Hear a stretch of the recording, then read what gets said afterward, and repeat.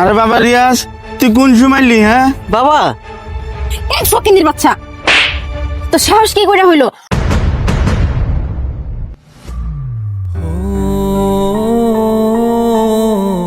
এ শোনো না, আসলেও তোমাদের গ্রামটা অনেক সুন্দর। প্রথমবার আসলাম তো, অনেক ভালো লাগতেছি। আরে আমার বাবা রিয়াজ না, এত তাড়াতাড়ি চলে আসলো। আরে বাবা রিয়াজ, তুই কোন সময় হ্যাঁ? বাবা এক ফকিন্নির বাচ্চা, তো সাহস কি করে হইলো আমার হাজবেন্ডকে জড়াই ধরার? তোর গায়ে থেকে কি পরিমাণ দুর্গন্ধ বের হচ্ছে, তোর গায়ের কি অবস্থা, আর এইসব কি জামা কাপড় পরে আছিস? হ্যাঁ, জামা কাপড় তো তোর একদম ছিঁড়া, দেখতে তো তুই ফকিন্নির বাচ্চার মতো। খেতে খামারে কাজ করিস আর আমার হাজবেন্ডকে কিনা জড়িয়ে ধরেছিস, তোর সাহস কি করে হলো? কথা বলছিস না কেন? তুই তো খেতে খামারে কাজ করিস, কামলা ফকির একটা, তোর গায়ে কি পরিমাণ ময়লা, তোর সাহস কি করে হলো আমার হাজবেন্ডকে জড়িয়ে ধরার? কি হলো, কথা বলছিস না কেন? এই ফকিন্নির বাচ্চা, কথা বল। আরে তুমি এটা কি করলে? যা করেছি একদম ঠিক কাজ করেছি। এই ফকিন্নির বাচ্চা তোমাকে জড়িয়ে ধরবে? আরে উনি কে?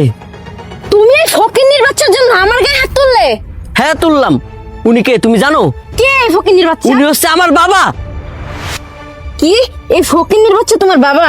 এই তোমার কি মাথা ঠিক আছে? তুমি কি পাগল হয়ে গেছো যে সব খেত মার্কার লোক তোমার বাবা হবে?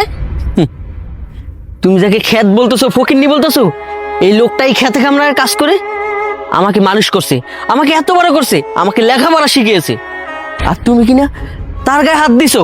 সে কি এই লোকটাই তোমার বাবা? আসলে রিয়াজ, তুমি কিছু মনে করো না, আমি অনেক বড় ভুল করে ফেলছি। আমি কখনো ভাবতেও পারি নাই যে এই লোকটা তোমার বাবা। চুপ করো, তুমি আর একটা কথাও বলবে না। ওকে ফাইন, আমি মানছি এই লোকটা আমার বাবা না, গরিব চাষা কামলা, তাই বলে কি উনি আমাকে জড়িয়ে ধরছে দেখে তুমি ওনাকে থাপ্পড় দিবে? ছি, আমার ভাবতে অবাক লাগতেছে আমি এমন একটা মেয়েকে বিয়ে করছি যে কিনা ময় মুরব্বী দেখলে তাদেরকে সম্মান করতে জানে না। আচ্ছা তুমি আমাকে একটা সত্যি কথা বলো তো, তোমার বাপ মা কি এই আচরণটা তোমাকে শিখিয়েছে? আমার তো মনে হয় তাই। তা না হলে তো এরকম একটা মুরব্বী দেখেও তুমি তার গায়ে হাত তুলতে পারতে না। তাই একবার না, তিনবার তুমি তার গায়ে হাত তুলছো। দেখো রিয়াজ, আসলে আমি আমার ভুলটা বুঝতে পেরেছি। দেখো, তুমি আমাকে ক্ষমা করে দাও প্লিজ। আর বাবা, আমি আসলে বুঝতে পারি নাই, প্লিজ আপনি আমাকে ক্ষমা করে দিন। কি হলো বাবা, কথা বলতেছেন না কেন? আচ্ছা বাবা, আমি কি আপনার পা ধরে ক্ষমা চাইলে আপনি আমাকে ক্ষমা করে দিবেন? আরে মা, তুমি তোমার ভুল বুঝতে পেরেছো, আর আমি তো তোমার বাবার মতে, তুমি যে তোমার ভুল বুঝতে পেরেছো, এটাই অনেক খুশি হয়েছি আমি। আরে মা, মেয়ে যদি কোনো বাবার কাছে অন্যায় করে, বাবা তারে মাফ করে দেয়, আর আমি তোমারে আগে মাফ করে দিছি। চলো এসব কথা না ভেবে চলো এখন বাড়ি চলো।